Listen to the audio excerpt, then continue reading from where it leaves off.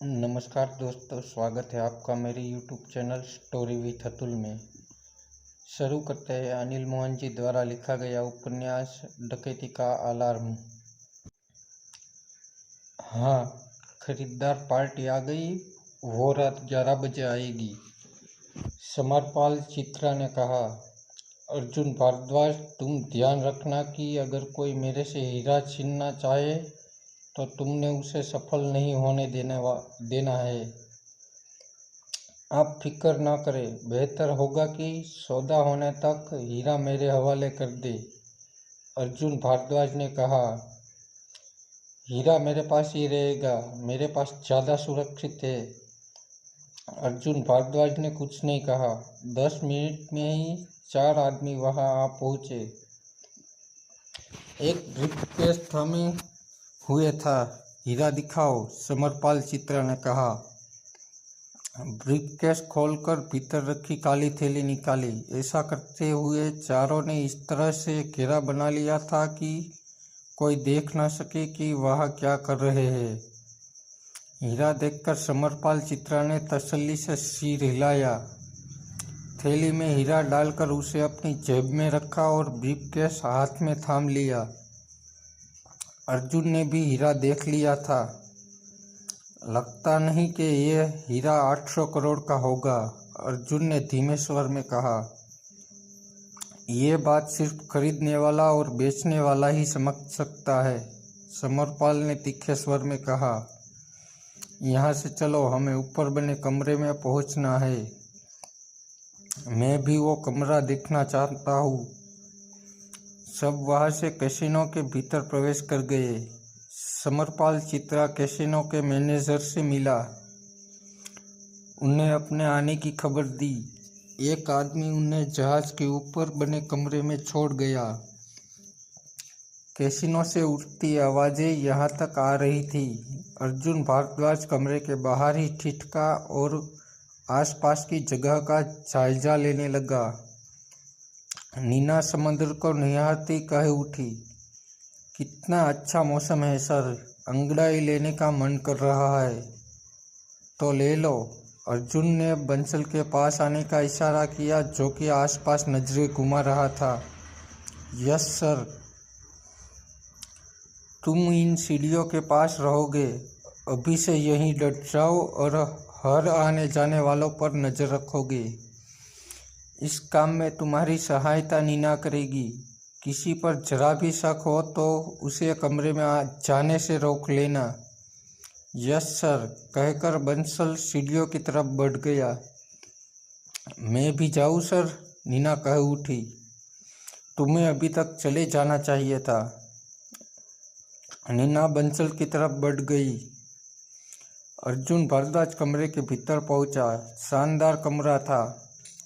लंबे कमरे की एक तरफ लंबी टेबल और उसके आसपास 16 कुर्सियां रखी थी। दूसरी तरफ सोफे लगे थे और चौड़ी सेंटर टेबल थी। कोने में डबल बेड लगा था। पास ही खिड़की थी कि बेड पर बैठे ही बैठे समंदर का नज़ारा किया जा सके। कमरे के एक कोने में छोटा सा बार काउंटर था।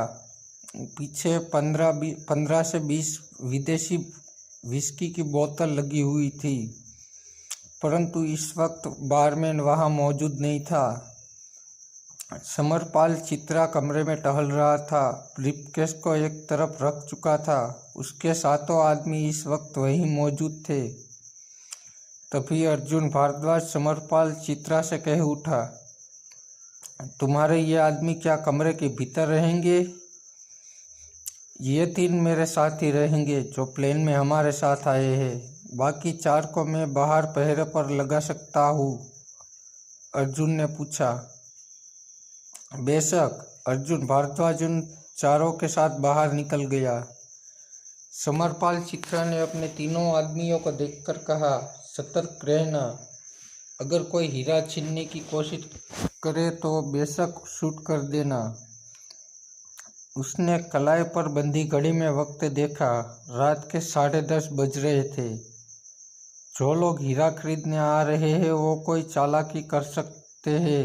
तुम तीनों की नज़रें सौदे पर नहीं, हीरे पर होनी चाहिए। हम पूरी तरह सतर्क रहेंगे। समरपाल आगे बढ़ा और नरम सोफे पर बैठ गया। सोफा धंसा सा दिखने लगा।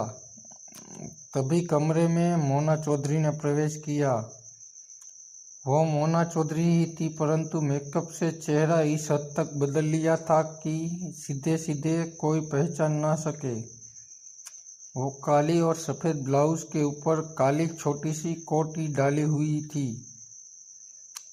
ये कैसेनो की ड्रेस थी, वेट्रेस के लिए।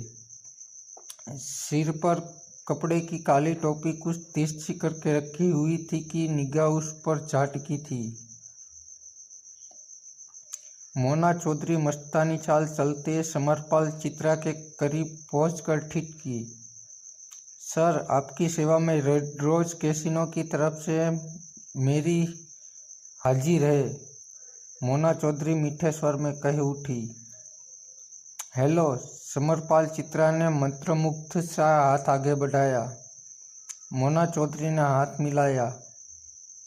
तुम कितनी खूबसूरत हो मेरी। समरपाल चित्रा ने अभी तक उसका हाथ थाम रखा था। तुम फिल्मों में काम क्यों नहीं करती। मेरी ऐसी किस्मत कहाँ सर, मोना चौधरी ने गहरी सांस ली। समरपाल ने उसी पल हाथ छोड़ा और जेब से कार्ड निकालकर मोना चौधरी की तरफ बढ़ाया। ये मेरा कार्ड है, 5 दिन बाद मुझे फ़ोन करना, मैं तुम्हें हीरोइन बना दूंगा। सच सर, मोना चौधरी खुशी से कह उठी। मिलना मुझे, तुम्हारा सब कुछ ठीक कर दूंगा। समरपाल सारी चिंता भूलकर मुस्कुरा पड़ा। थैंक यू सर, आपने तो मुझे जीत लिया। Thank you. मैं आपके लिए गिलास तैयार करती हूँ। रहने दो मेरी, अभी मैं ज़रूरी काम पर हूँ, पीऊँगा नहीं। सर, मेरे हाथ से हल्का वाला पैग, मोना चौधरी ने कहा और इठलाकर बार काउंटर की तरफ बढ़ गई। मोना चौधरी ने एक गिलास तैयार किया और काजू की प्लेट के साथ समरपाल के पास जा पहुंची। बड़े अदब के साथ गिलास उसे थमाया, प्लेट टेबल पर रखी। तुम सच में हीरोइन बनने के काबिल हो, समरपाल मोना चौधरी को प्रशंसा भरी निगाहों से देखता कह उठा। यह तो आपकी पार की नजरें है, वरना मैं हुई क्या। उसी पल अर्जुन भारद्वाज ने भीतर प्रवेश किया और बोला, सब ठीक है, यहाँ कोई भी गड़बड़ नहीं कर सकता, मैं जरा कैसीनो का चक्कर लगाता हूँ। मोना चौधरी को आवाज़ सुनी सुनी लगी। वो तुरंत पलटी। अर्जुन भारद्वाज पर नज़र पड़ते ही मोना चौधरी का दिल धक से थम गया, जैसी वो हक्की बक्की रह गई हो। अगले ही पल यह सोचकर खुद को सामान्य किया कि मेकअप से चेहरा बदल रखा है। मोना चौधरी पर निगाह पड़ते ही अर्जुन भारद्वाज ठिठका। तभी मोना चौधरी मुस्कुराकर अदा के साथ बोली, आप भी बैठिए, आपके लिए भी गिलास तैयार करती हूँ। नहीं, अर्जुन भारद्वाज के होठों से निकला। तुम्हें कहीं देखा है। जरूर देखा होगा सर, ऐसी जगह पर पहले मैं गज़ल क्लब में काम करती थी। नहीं, ऐसी जगह पर नहीं, लगता है कि तुम्हें कहीं देखा है। खैर, कहने के साथ ही अर्जुन ने समरपाल से कहा, मैं अभी आता हूँ, आपको यहाँ कोई खतरा नहीं है। समरपाल चित्रा ने सर हिला दिया। अर्जुन भारद्वाज बाहर निकल गया। देवराज चौहान ने अपने सामने रखे सारे टोकन टेबल के बीच अन्य टोकन के ढेर पर धकेले और सामने बैठे बूढ़े आदमी को देखकर बोला, सो। बूढ़े ने सूखे होठों पर जीभ फेरी। नजरें देवराज चौहान पर थी। अन्य 4 और खिलाड़ी जो पैक हो चुके थे वो गेम को अंत तक देख रहे थे। बूढ़े व्यक्ति ने पत्ते उठाए, टेबल देखे और टेबल पर खोल दिए। 2 चौके और एक नहला था। देवराज चौहान मुस्कुराया। अपने पत्ते उठाए, देखे और पत्ते को टेबल पर मौजूद गड्डी में मिलाकर बूढ़े से कहा,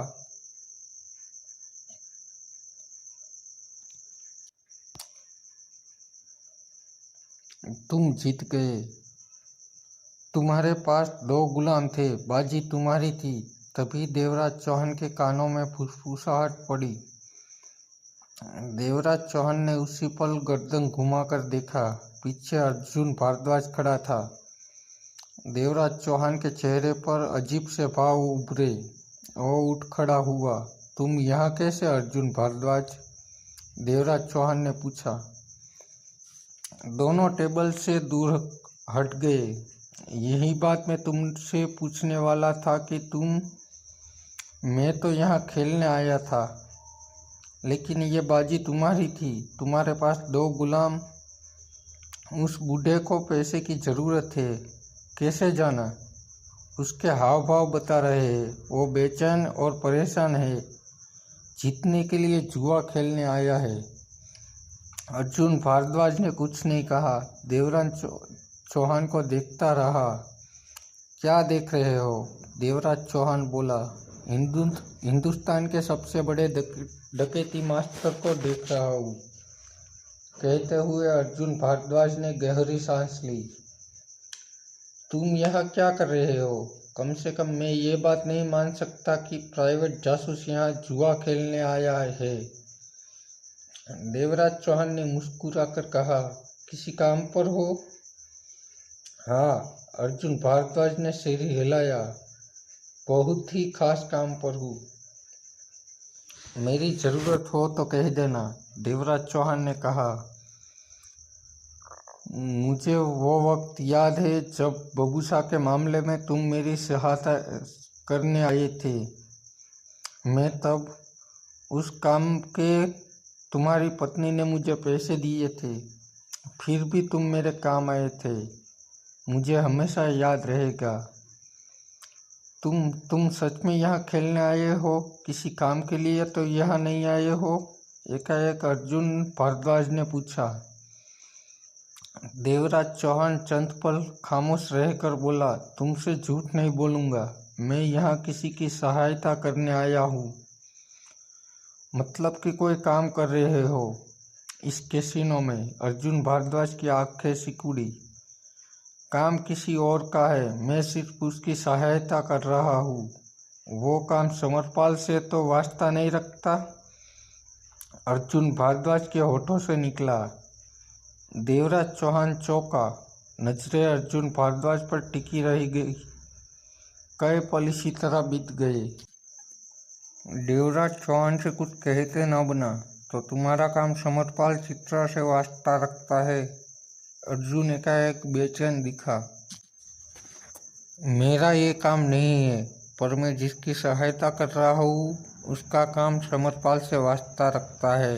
देवराज चौहान बोला। हीरा? हाँ। देवराज चौहान ने सहमति से सिर हिलाया। अर्जुन भारद्वाज ठगा सा खड़ा देवराज चौहान को देखता रह गया। क्या हुआ? देवराज चौहान गंभीर दिखने लगा।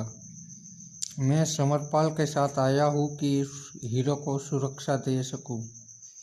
अर्जुन भारद्वाज ने कहा। मेरी तुमसे रिक्वेस्ट है कि इस काम को मत करो।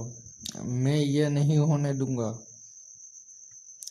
मैं तुम्हारी स्थिति अच्छी तरह समझ गया हूँ, देवराज चौहान ने गंभीर स्वर में कहा। परंतु मैं ये काम नहीं कर रहा, कोई और कर रहा है। मैं सिर्फ उसकी सहायता कर रहा हूँ। तुम उसकी सहायता भी मत करो। करना जरूरी है। वो तुम्हारी तरह ही कभी मेरे काम आया था, देवराज चौहान ने शांत स्वर में कहा।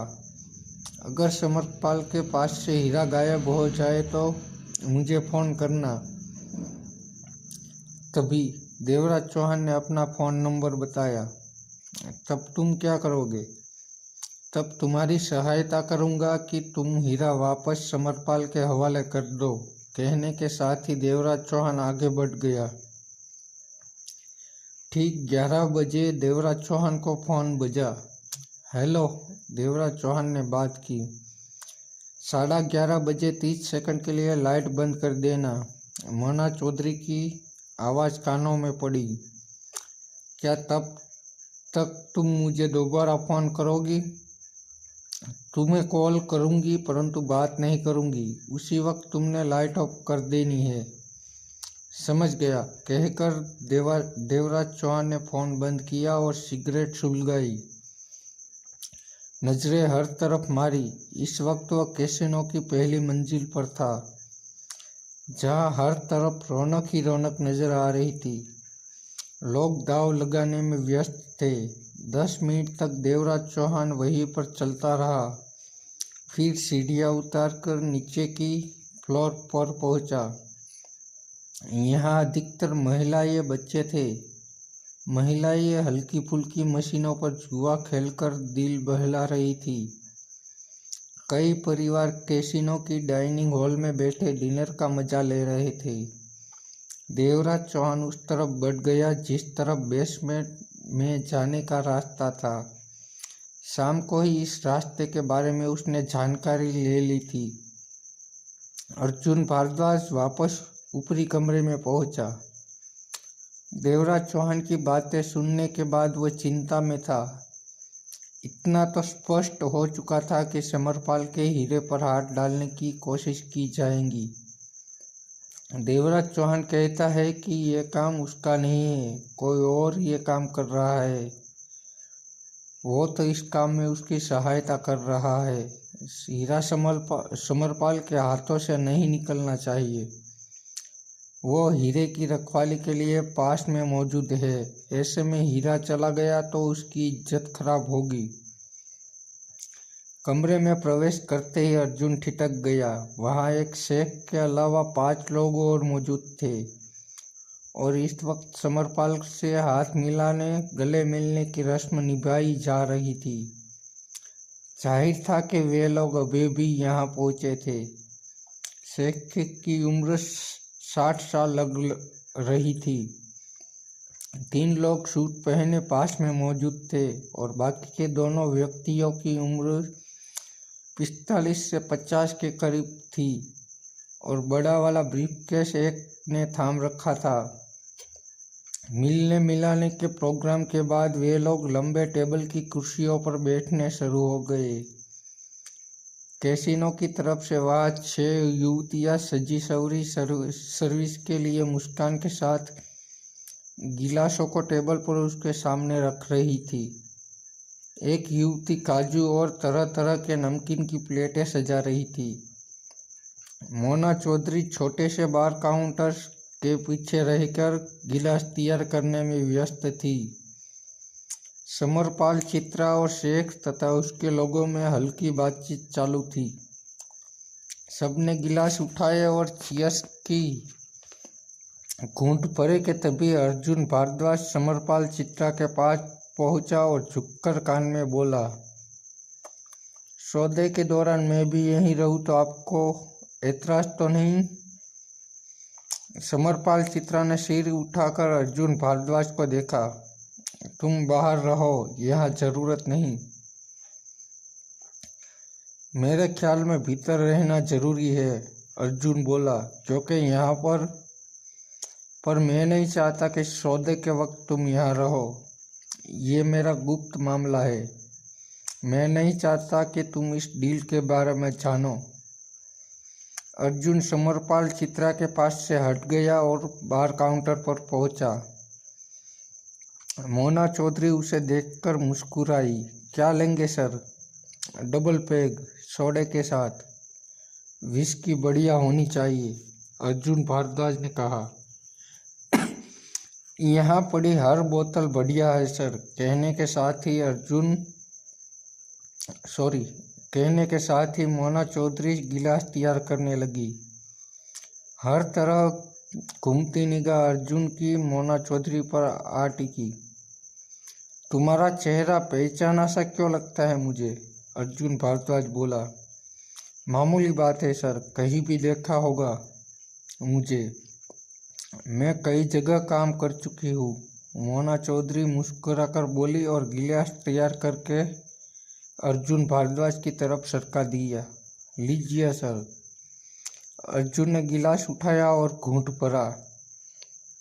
आप उन लोगों में क्यों नहीं बैठे? मोना चौधरी मीठे स्वर में बोली। मेरा काम भीतर नहीं बाहर है, अर्जुन भारद्वाज ने कहा और गिलास थामे बाहर जाने वाले दरवाजे की तरफ बढ़ गया। अर्जुन भारद्वाज उस कमरे से निकलकर खुले में पहुंचा और नजरें घुमाई। नीना और बंसल नीचे जाने वाली सीढ़ियों के पास टहल रहे थे। वहां कैसीनो की तरफ से भी 3 लोग मौजूद थे, 2 गार्ड और एक गनमैन। वो एक तरफ पड़ी कुर्सी खींचकर वहीं पर बैठ गया। तभी नीना पास आ पहुंची। सर, आप ड्यूटी पर भी पी रहे हैं? नीना कह उठी। मुफ्त का माल है, अर्जुन भारद्वाज ने मुंह बनाया। मुफ्त का माल आपका जासूसी का धंधा चौपट कर देगा। कोई संदिग्ध दिखा? नहीं सर, सब ठीक है। मेरी बात सुनो नीना, बंसल से भी कह देना, अर्जुन ने गंभीर स्वर में कहा। यहाँ कुछ होने वाला है। हीरा ले जाने की कोई कोशिश करेगा। वो भीतर का आदमी है या बाहर का, कह नहीं सकता। वो जो भी है उसकी सहायता देवराज चौहान कर रहा है। देवराज चौहान? वो डकैती मास्टर? वही। वो यहाँ इस कैसीनो पर है? नीना हक्की बक्की हो उठी। यही है, मैं मिला उससे, उसी ने हीरा ले जाने की बात बताई। सावधान रहो, कभी भी खतरे की घंटी बज सकती है। बंसल से कह देना कि कोई भी यहाँ से हीरा ले जाने में कामयाब न हो सके। ये हमारी इज्जत का सवाल है। देवराज चौहान तो बहुत कमीना निकला, आपने उसकी सहायता की थी। उसे कहते कि आप हीरे को सुरक्षा दे रहे हैं। कहा था, परंतु वो कह रहा है कि वो हीरो को नहीं ले जा रहा है, कोई और ये काम करेगा। वो तो बस उसकी सहायता ही कर रहा है। झूठ बोलता है, बहाना मारता है। इतने कीमती हीरे पर वही हाथ डालेगा। मेरा हाथ लग गया तो ऐसे पकड़ लूंगी कि पुलिस के आने तक उसे छोड़ने वाली नहीं। चालबाज कहीं का, कहते हुए नीना बंसल की तरफ बढ़ गई। अर्जुन भारद्वाज ने घूंट भरा, नजरें हर तरफ घूम रही थी। देवराज चौहान आगे बढ़ता हुआ एकाएक सतर्क हो गया। यह पतली सी गैलरी थी और आगे एक जगह खड़े 2 गार्ड दिखने लगे थे।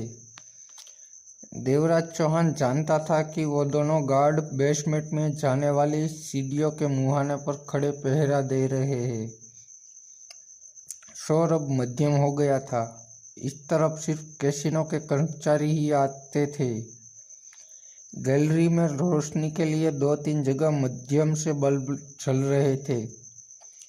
अब देवराज चौहान के कानों में भारी जनरेटरों की चलने की आवाज पड़ने लगी थी।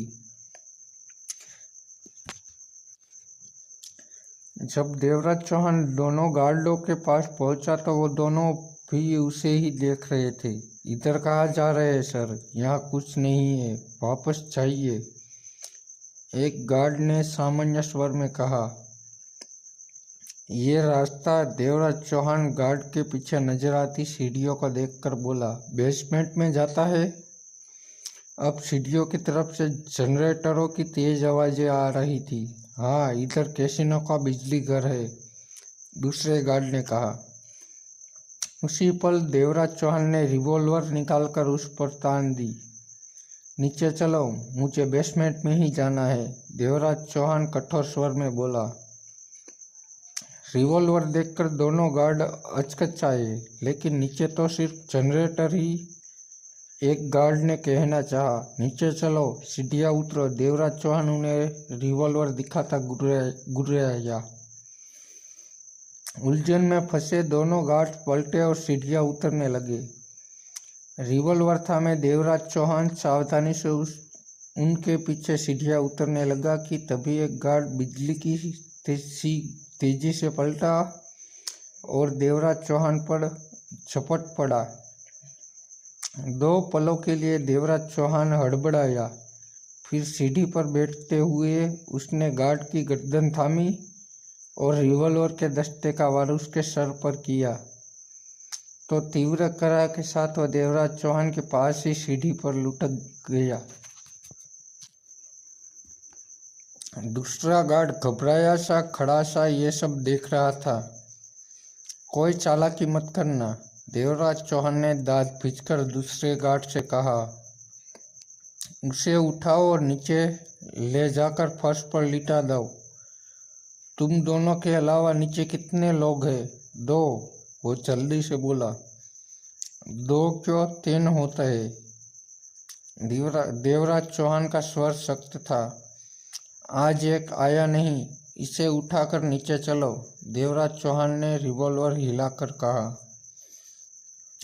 समरपाल और शेख के बीच करीब आधा घंटा यूं ही बातचीत होती रही, गिलास खाली होते रही। तभी बातचीत का सिलसिला थमा और शेख कह उठा, चित्रा साहब आप हीरा दिखाइए, उस नायाब हीरे को तो देख लूँ जो आप मेरा होने वाला है। कहकर वो हंस पड़ा था। जरूर शेख साहब, आपके लिए ही तो हीरा लाया हूँ, कहकर समरपाल चित्रा ने जेब से छोटी काली थैली निकाली। मेरे एक्सपर्ट, शेख ने 2 की तरफ इशारा किया। हीरे को 10 मिनट में परख लेंगे। इसका इशारा मिलते ही मैं डील फाइनल कर दूंगा। आज रात में ही आपको सारी पेमेंट उसी तरह मिल जाएगी जैसे कि आप चाहते हैं। तो दोस्तों, ये थी यहाँ तक की कहानी। आगे की कहानी जानने के लिए बने रहिए मेरे साथ। और हाँ, मेरे चैनल को लाइक, शेयर और सब्सक्राइब जरूर करें। धन्यवाद।